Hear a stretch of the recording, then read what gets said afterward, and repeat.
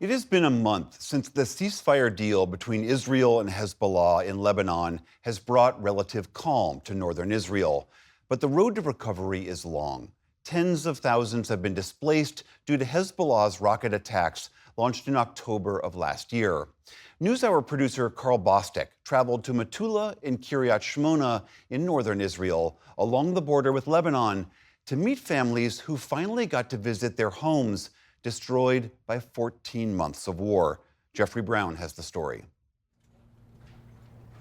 Coming home with no roof over your head. It's been 14 months since Michael and Edna Racine were here, displaced by the war that began in the north with Hezbollah after Hamas attacked the south on October 7th of last year. This was a small dining place. The lunch was there. This is a kitchen.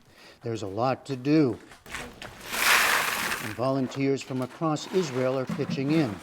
But despite the costs of war and the danger, there was never a doubt they'd return. Never crossed my mind not to come back here. How can you not come back here? It's their dream house in the town of Metula, with sweeping views of Israel's northern border with Lebanon, which overnight became one of the most dangerous places in Israel. So there is Syria, and all the rest, all the way, is Lebanon. And the rockets came from there. Communities along Israel's border became routine targets as Hezbollah increasingly rained rockets and missile strikes starting on October 8th of last year.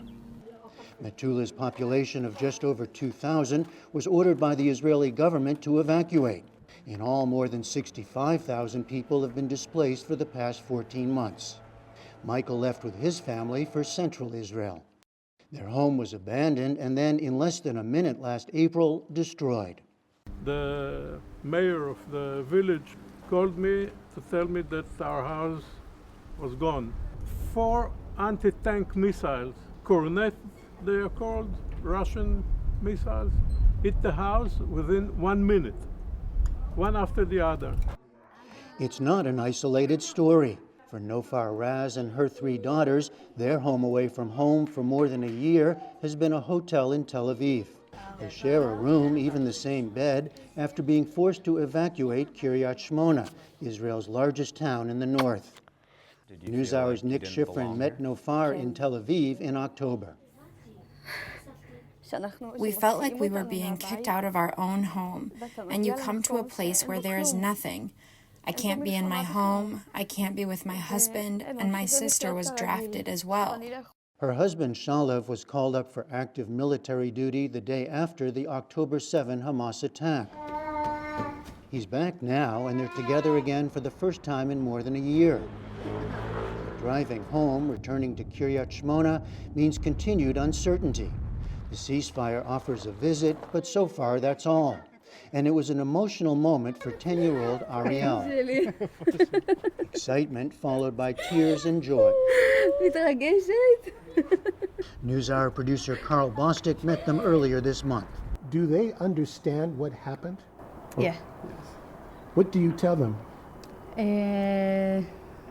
That have war and we can't stay in our house. It's very dangerous.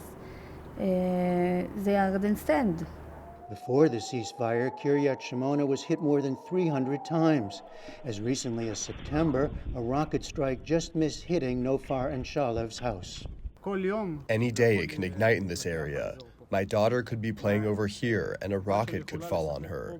They've destroyed 80% of the long-range bombs, but the short-range bombs, they still have a lot of them. Back in Metula, entry remains restricted, and even the mayor is pessimistic about his town's future. We are in a state of euphoria, but after 60 days, Hezbollah will come back and will be stronger and will hurt us even more. Do you think most of them will come back? What are they telling you? Firstly, I'll tell them it's not safe to live here. Don't come back even once, and I think that at least 40% of them won't come back. Both the Racine and Raz families told us they want to be among those who do return. But much is needed first: ending the war, reconstruction, and building a lasting peace. For the PBS News Hour, I'm Jeffery Brown.